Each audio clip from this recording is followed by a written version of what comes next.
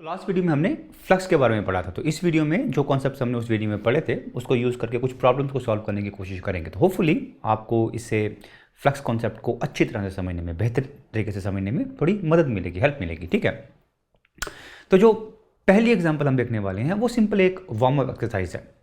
जो तीन important concepts थे फ्लक्स में, पॉजिटिव फ्लक्स क्या होता है, नेगेटिव फ्लक्स क्या होता है और एक क्लोज सरफेस के थ्रू फ्लक्स क्या होता है, उसको हम रिवाइज करेंगे। ठीक है, तो पहले एग्जांपल में हमारे पास एक पॉजिटिव चार्ज है और उतने ही मैग्नीट्यूड का एक नेगेटिव चार्ज है जो कुछ दूरी पर रखे हुए हैं। तो हम डिफरेंट सरफेसेस को ड्रॉ करेंगे और देखेंगे कि फ्लक्स कैसा होगा वहाँ से। ठीक है, तो पहला केस जो है हमारा, मेरे पास एक ये जो पॉजिटिव चार्ज है इसको मैंने एक S1 जो सरफेस है, क्लोज सरफेस है, इससे सराउंड किया है, इसके अंदर रखा है। ठीक है, तो सवाल ये कि भाई S1 में से फ्लक्स कैसा होगा। ठीक है, तो क्लोज सर्फेसिस के केस में दो बड़ी ही इंपॉर्टेंट चीज़ें हैं जो आप अच्छी तरह से दिमाग में बिठा लो, उसके बिना फ्लक्स आपको समझ में नहीं आएगा और आपके काम भी नहीं आएगा। पहली बात तो ये है कि जो पॉजिटिव फ्लक्स और नेगेटिव फ्लक्स की बात करते हैं हम लोग, ये सिर्फ क्लोज सर्फेसिस के लिए एप्लीकेबल है। ओपन सर्फेसिस के केस में पॉजिटिव और नेगेटिव फ्लक्स नहीं होता, क्योंकि जैसे हमने देखा था कि क्लोज सर्फेसिस के केस में क्लोज सर्फेसिस जो होती हैं स्पेस को दो भाग में, दो पार्ट्स में डिवाइड करती हैं, अंदर और बाहर। मतलब लाइन्स ऑफ फोर्स सरफेस के अंदर आ सकती हैं और वहाँ से बाहर जा सकती हैं। मतलब पोटेंशियली दो पॉइंट्स हो सकते हैं जहाँ पे आपकी लाइन्स ऑफ फोर्स सरफेस को काटेगी। तो जब लाइन्स ऑफ फोर्स अंदर आ रही हैं तो बाय कन्वेंशन क्या बोलते हैं हम लोग कि फ्लक्स नेगेटिव है। जब लाइन्स ऑफ फोर्स बाहर जा रही हैं तो बाय कन्वेंशन फ्लक्स को हम पॉजिटिव बोलते हैं। तो ये इसको अच्छी तरह से दिमाग में बिठा लीजिए कि क्लोज सर्फेसेस के केस में ही पॉजिटिव और नेगेटिव फ्लक्स होगा। ठीक है, तो अब मेरे पास ये S1 क्लोज सरफेस है, तो इसके अंदर क्या पॉजिटिव चार्ज है। तो जैसे आप देख सकते हैं कि पॉजिटिव चार्ज के केस में लाइन्स ऑफ फोर्स सारी की सारी बाहर ही जाएंगी, अंदर कुछ भी नहीं आ रहा है, राइट। तो इस केस में S1 के थ्रू जो फ्लक्स क्या होगा, पॉजिटिव होगा। अभी नेगेटिव चार्ज है मेरा, इसको मैंने एक S2 क्लोज सरफेस से इंक्लोज किया अभी। तो इस केस में जैसे आप देख सकते हैं कि सारी की सारी लाइन्स ऑफ फोर्स अंदर आ रही हैं, बाहर कुछ भी नहीं जा रहा, राइट। तो इसके केस में जो फ्लक्स क्या होगा, नेगेटिव होगा, राइट। तो अभी तीसरे केस में मेरे पास ये S3 क्लोज सरफेस है जिसको मैंने यहाँ पे कहीं पे रखा हुआ है। तो जैसे आप देख सकते हैं कि ये जो सरफेस मैंने ये दो जो चार्जेस की इलेक्ट्रिक फील्ड है उसमें कहीं रखा हुआ है, राइट। तो इसमें से फ्लक्स कितना होगा। तो जैसे आप देख सकते हैं कि ये क्लोज सरफेस है, तो इसमें से कुछ लाइन्स ऑफ फोर्स एंटर करेंगे और लाइन्स ऑफ फोर्स बाहर निकलेंगे, राइट। तो कुछ पॉजिटिव फ्लक्स होगा, कुछ नेगेटिव फ्लक्स होगा। यहाँ पे कुछ नेगेटिव फ्लक्स होगा, यहाँ पे कुछ पॉजिटिव फ्लक्स होगा। लेकिन जितनी लाइन्स ऑफ फोर्स एंटर कर रही है उतनी बाहर भी तो जाएंगी, बीच में गायब थोड़ी हो जाएंगी कहीं पे। जैसे हमने देखा था लाइन्स ऑफ फोर्स के वीडियो में और फ्लक्स के वीडियो में, तो बीच में कुछ गायब नहीं होगा, जितना एंटर किया उतना बाहर तो जाएगा। जैसे दो लाइन्स ऑफ फोर्स एंटर कर रही हैं, दो बाहर भी जाएंगी। तो जितना यहाँ पे नेगेटिव फ्लक्स हो रहा है उतना यहाँ पॉजिटिव फ्लक्स भी तो हो रहा है। तो नेट फ्लक्स क्या होगा इसमें से, नेट फ्लक्स होगा 0। तो ये भी ये दूसरी इंपॉर्टेंट चीज़ है क्लोज सर्फेसिस के बारे में ध्यान में रखने के लिए कि अगर आपके पास कोई चार्ज है या कोई चार्ज डिस्ट्रीब्यूशन है जो क्लोज सरफेस के बाहर है और उसके कारण कोई इलेक्ट्रिक फील्ड प्रोड्यूस हो रही है, किसी भी तरह की इलेक्ट्रिक फील्ड प्रोड्यूस हो सकती है, यूनिफॉर्म, नॉन यूनिफॉर्म, किसी भी तरह की, राइट। तो उस इलेक्ट्रिक फील्ड में आपने अपनी क्लोज सरफेस को रखा तो नेट फ्लक्स उस केस में हमेशा हमेशा 0 होगा, क्योंकि जितना पॉजिटिव फ्लक्स है उतना ही नेगेटिव फ्लक्स होगा। कहने का मतलब यह है कि जब तक charge, net charge close surface के अंदर नहीं है तब तक क्लोज सरफेस में से हमेशा हमेशा नेट फ्लक्स क्या होगा, 0 होगा। इसको आप दिमाग में अच्छी तरह से बिठा लीजिए क्योंकि आपके बड़े काम आने वाला है। जैसे मैंने पहले बोला था, इतना इंपॉर्टेंट है कि आप इसको टैटू वैटू कहीं पर करवा लीजिए। ठीक है, तो अभी चौथे और आखिरी केस में मेरे पास ये S4 सरफेस है जो क्लोज सरफेस है और इससे मैं अपना पॉजिटिव और नेगेटिव चार्ज को इंक्लोज कर रहा हूँ। तो सवाल यह है कि इस सरफेस में से फ्लक्स कितना होगा। जैसे आप देख सकते हैं कि इस सरफेस में से कुछ लाइन्स ऑफ फोर्स बाहर जाएंगी और कुछ लाइन्स ऑफ फोर्स अंदर आएंगी, लेकिन नेट चार्ज कितना अंदर, 0 है, क्योंकि ये पॉजिटिव और नेगेटिव जो है इक्वल मैग्नीट्यूड के हैं। तो जितना पॉजिटिव फ्लक्स है उतना नेगेटिव फ्लक्स होगा, तो कैंसिल कर देंगे एक दूसरे को, तो नेट फ्लक्स कितना होगा, 0 होगा। तो इस पूरी एग्जाम्पल का जो निचोड़ है, जो सारांश, समरी ये है कि भाई अगर क्लोज सरफेस के अंदर नेट पॉजिटिव चार्ज है तो फ्लक्स पॉजिटिव होगा, नेट नेगेटिव चार्ज है फ्लक्स नेगेटिव होगा। अगर अंदर चार्ज बिल्कुल नहीं है फ्लक्स 0 होगा। अगर नेट चार्ज 0 है तो फ्लक्स तब भी 0 होगा। ठीक है, तो अभी दूसरी एग्जांपल में हमारे पास एक सिलेंडर दिया गया, ऐसा कुछ क्लोज सिलेंडर दिया गया, उसको हमने एक यूनिफॉर्म इलेक्ट्रिक फील्ड में रखा है। ठीक है। इलेक्ट्रिक फील्ड की डायरेक्शन और जो एक्सिस है इसका दोनों पैरेलल है, एक ही डायरेक्शन में है। ठीक है, तो सवाल ये है कि भाई इस इलेक्ट्रिक फील्ड के कारण इस पूरे जो क्लोज सिलेंडर है मेरा, इसमें से कितना फ्लक्स होगा ये निकालेंगे अभी हम। ठीक है, इस केस में अगर आप देखो तो हमारे पास क्लोज सरफेस है, इसके अंदर कुछ चार्ज नहीं दिया गया है, जो इलेक्ट्रिक फील्ड है वो कोई बाहर कहीं चार्ज है उसके कारण प्रोड्यूस हो रही है, तो इस केस में जो फ्लक्स होगा वो जीरो होगा, जैसे हमने अभी देखा। ठीक है, तो उसी को हम अभी इंटीग्रल को यूज करके प्रूव करेंगे कि फ्लक्स जीरो होगा इस केस में। ठीक है, तो अभी क्लोज सरफेस में से फ्लक्स कितना होगा, वो होगा closed integral E dot D A, यानी इस सरफेस को आप छोटे छोटे पार्ट में ब्रेक कीजिए और हर पार्ट का फ्लक्स निकालिए और उसको ऐड कर दीजिए, तो ये हमारे पास क्लोज सरफेस थी।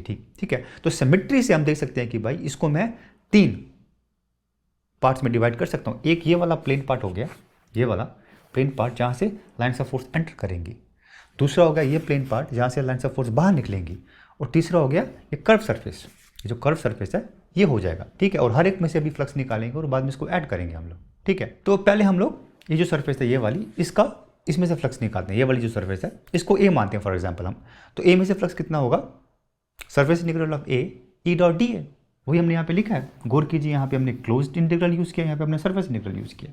अब ई और डी ए के बीच में डायरेक्शन कैसी है, ई इस डायरेक्शन में है, ई इस डायरेक्शन में है, डी ए जो होगा इस डायरेक्शन में होगा, ऑपोजिट डायरेक्शन में होगा, राइट, ऐसा होगा, बाहर की तरफ होगा।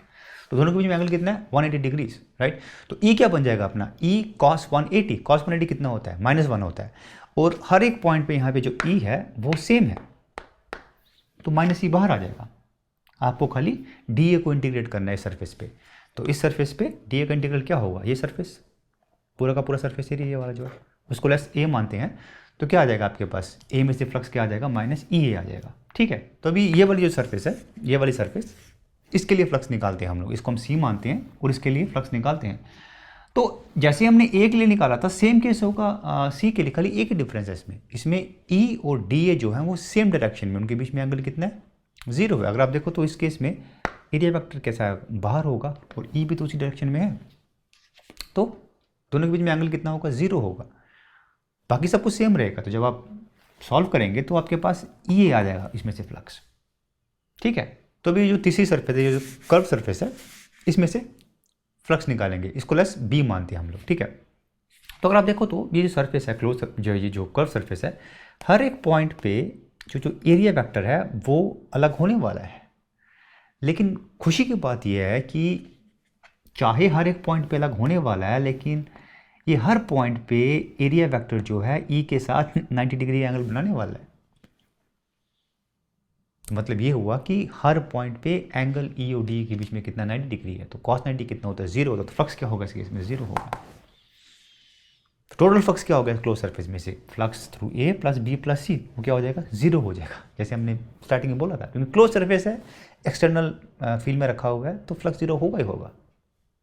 ठीक है, तो अभी इस एग्जाम्पल को खत्म करने से पहले एक इंपॉर्टेंट पॉइंट, अगर आप देखो तो इस केस में फील्ड यूनिफॉर्म थी, मतलब हर एक पॉइंट पे इलेक्ट्रिक फील्ड की वैल्यू सेम रहेगी, और जिस तरह से हमने उसको प्लेस किया था, रखा था इलेक्ट्रिक फील्ड में, उसके कारण जो एंगल्स थे डिफरेंट सर्फेसिस के, वो भी निकालना इतना मुश्किल नहीं था। तो इस केस में तो हम इंटीग्रल सॉल्व कर पाए ये वाला, लेकिन अगर मैं सेम सिलेंडर को नॉन यूनिफॉर्म फील्ड में किसी एंगल पे रख दूँ तो इंटीग्रल सॉल्व करना इतना आसान काम नहीं है। लेकिन उस केस में भी जो नेट फ्लक्स होगा 0 होगा उस केस में भी, क्योंकि क्लोज सरफेस है वो, राइट। तो इसलिए मैं बार बार आपको स्ट्रेस कर रहा हूँ कि भाई ये याद रखो कि क्लोज सरफेस अगर आपने किसी भी फील्ड में रखा हुआ तो नेट फ्लक्स 0 होगा। आपको ये इंटीग्रल इतना तामझाम करने की जरूरत पड़ेगी नहीं बिल्कुल भी। एक बार आपके दिमाग में वो आ गया तो आप फटाफट देख के बोल सकते हैं भाई इसमें 0 होगा कि नहीं होगा। ठीक है, तो अभी तीसरी और आखिरी एग्जाम्पल में हमारे पास एक बहुत थिन सा, बहुत पतला सा ओपन हेमिस्फीयर है, खुला हुआ हेमिस्फीयर है, ऐसा कुछ है। ठीक है, उसको मैंने एक यूनिफॉर्म इलेक्ट्रिक फील्ड में रखा हुआ है, इलेक्ट्रिक फील्ड जिसकी हर पॉइंट पे वैल्यू सेम है, ऐसा कुछ रखा हुआ है। तो जैसे देख सकते हैं कि ओपन सरफेस होगी, राइट। आपके घर में आपने कढ़ाई देखी होगी, कढ़ाई जिसमें सब्जी उब्जी बनाते हो आप, राइट। तो वैसा कुछ आपने इलेक्ट्रिक फील्ड में ऐसा रखा हुआ है। तो सवाल ये है कि जो कर्व सरफेस है इसकी, कढ़ाई की या फिर इस हेमिस्फीयर की, उसमें से कितना इलेक्ट्रिक फ्लक्स गुजर रहा है। ठीक है, तो अभी फ्लक्स कैसे निकालेंगे, जो आपके पास कर्व सरफेस है इसके लिए आप इंटीग्रल सॉल्व करेंगे E dot D A, right. तो अगर आप देखो तो इस केस में इवन दो हर एक पॉइंट पे जो इलेक्ट्रिक फील्ड है वो सेम है, लेकिन छोटी सी प्रॉब्लम है यहाँ पे। प्रॉब्लम वो है कि भाई हर पॉइंट पे जो एरिया वेक्टर है वो और इलेक्ट्रिक फील्ड डिफरेंट एंगल्स बनाने वाले हैं। फॉर एग्जांपल जैसे देख सकते हैं आप,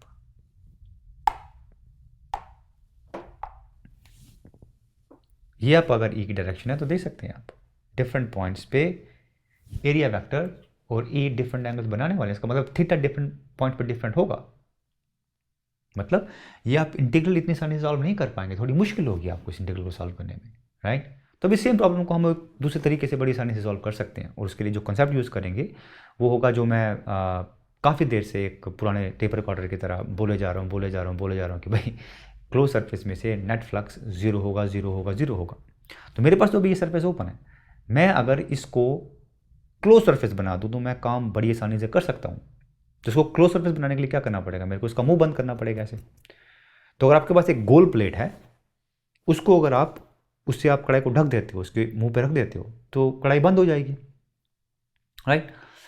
अब अगर मैं उस कढ़ाई को इस इलेक्ट्रिक फील्ड में रख दूं तो मेरे को पता कि नेट फ्लक्स उस कढ़ाई में से क्या होगा, जीरो होगा। कहने का मतलब ये है कि जितना फ्लक्स इस कर्व सरफेस से बाहर आ रहा है उतना ही फ्लक्स जो आपकी गोल सरफेस है, जो प्लेट है जो आपने रखी है, उसमें से अंदर जाना चाहिए। तो अगर आप उस प्लेट में से, गोल प्लेट में से कितना फ्लक्स अंदर आ रहा है वो निकाल सकते हैं, तो कर्व सरफेस में से जो जितना फ्लक्स बाहर जा रहा होगा वो उतना ही होगा, लेकिन ऑपोजिट साइन का होगा, क्योंकि दोनों फ्लक्स एक दूसरे को कैंसिल करेंगे, राइट। तो अभी ये जो सर्कुलर बेस या सर्कुलर प्लेट है उसमें से फ्लक्स निकालना आसान है। उस बेस या उस प्लेट पे से आप ये इंटीग्रल सॉल्व कर दो। तो उस बेस के लिए अगर आप देखो, या प्लेट के लिए सर्कुलर, अगर इसको आप सर्कुलर प्लेट में ऐसे मानो तो ई इस डायरेक्शन में है, एरिया वेक्टर इस डायरेक्शन में रहेगा। तो हर एक पॉइंट पे ई और ए के बीच में सेम एंगल है, और एंगल कितना होगा, 180 होगा। cos 180 कितना होता है, -1 होता है। तो माइनस ई बाहर आ जाएगा, और इस बेस का एरिया जब इसको इंटीग्रल करेंगे तो क्या होगा, पाई आर स्क्वायर, क्योंकि सर्कुलर प्लेट है, पाई आर स्क्वायर हो जाएगा, राइट। तो बेस में से ये जो आपकी सर्कुलर बेस था, प्लेट थी, उसमें से कितना फ्लक्स निकला, -πr² ई।